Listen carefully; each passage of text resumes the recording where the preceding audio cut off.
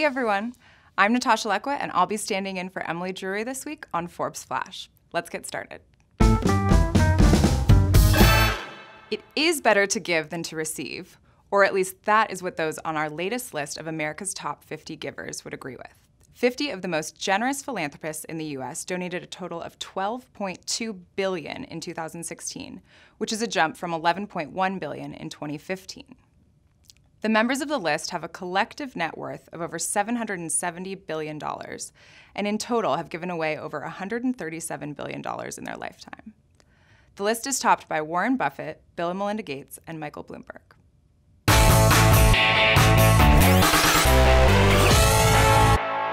Here's what you need to know from the past week. The Forbes Fab 40 has been announced, the world's most valuable sports brands. Not surprisingly, the Super Bowl takes the lead in the events category, with last year's Patriots-Falcons overtime game generating an estimated $630 million in revenue on game day. Roger Federer remains at the top of the athlete category, his brand now worth $37.2 million. And as for top brand category, this year the Dallas Cowboys surpassed the New York Yankees with a brand value of $896 million, thanks to the AT&T Stadium, which is the highest revenue-generating stadium in the NFL. San Francisco, Seattle, and San Diego have been dubbed America's coolest cities, which is measured by 9 metrics that consider lifestyle preferences and vitality of the population. San Francisco may be the coolest city, but it also comes with a high price tag. The cost of living is 79% higher than the national average. Speaking of San Francisco, 3 more employees are suing Uber over alleged unequal pay.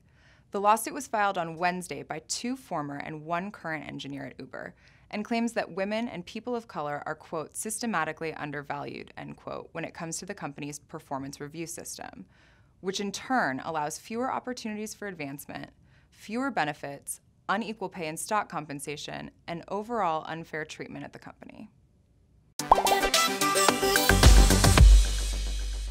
Let's talk about Chipotle. See what I did there? Shares of the fast casual food chain, which have dropped 14% this year, plunged another 14% Wednesday.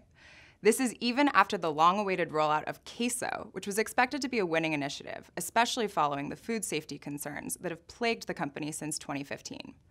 Looks like Q3 was nacho quarter Chipotle. Despite General Motors' $3 billion quarterly loss and 26% drop in production, the automaker was still able to beat analysts' share expectations, which boosted shares almost 3% in midday trading. Twitter reported higher than average anticipated third-quarter earnings this week, as the platform is seeing success with video advertising. Twitter shares spiked 5% this year and rose another 10% in pre-market trading.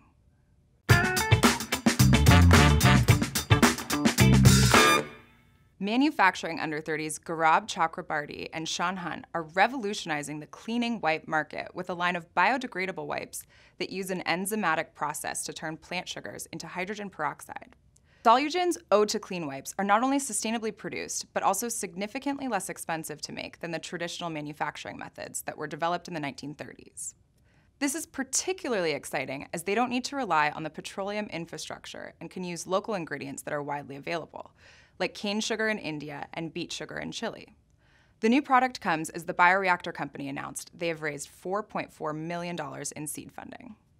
Joining us now is Forbes staff writer Samantha Scharf to discuss WeWork's acquisition of the Lord & Taylor flagship store.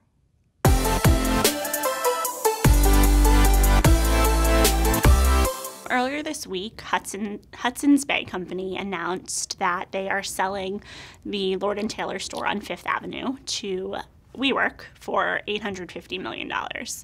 It's a 100-year-old building. Lord & Taylor has been there for years, but they've struggled.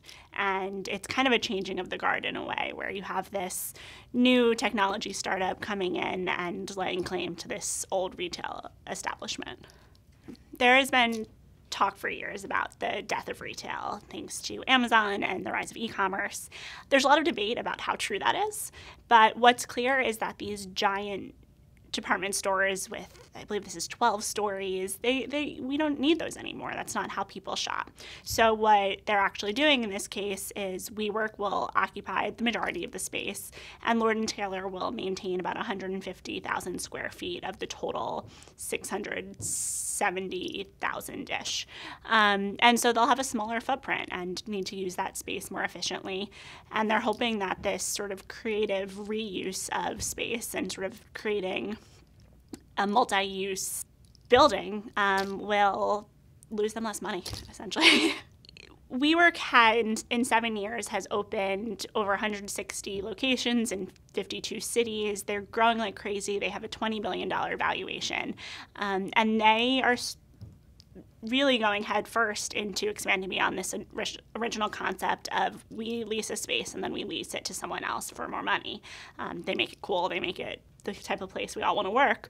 But they're now saying, all right, well, we add value to the neighborhoods that we're in, so maybe we can start investing around these. They are helping bigger companies build out appealing workspaces.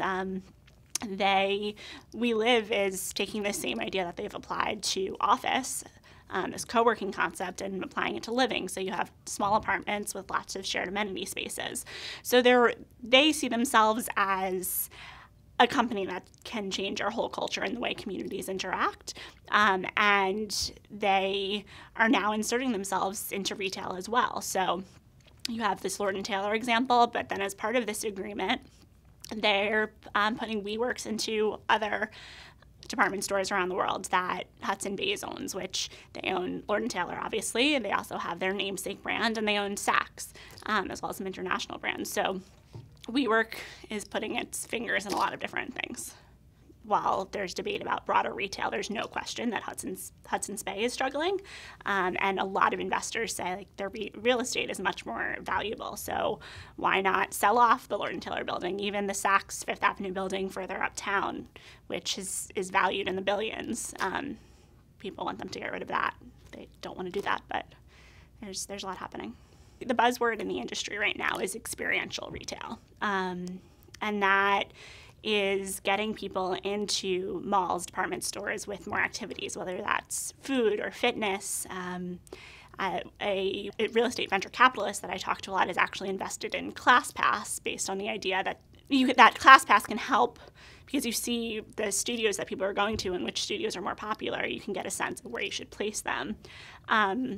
And Hudson Bay is actually within the main Saks store on Fifth Avenue.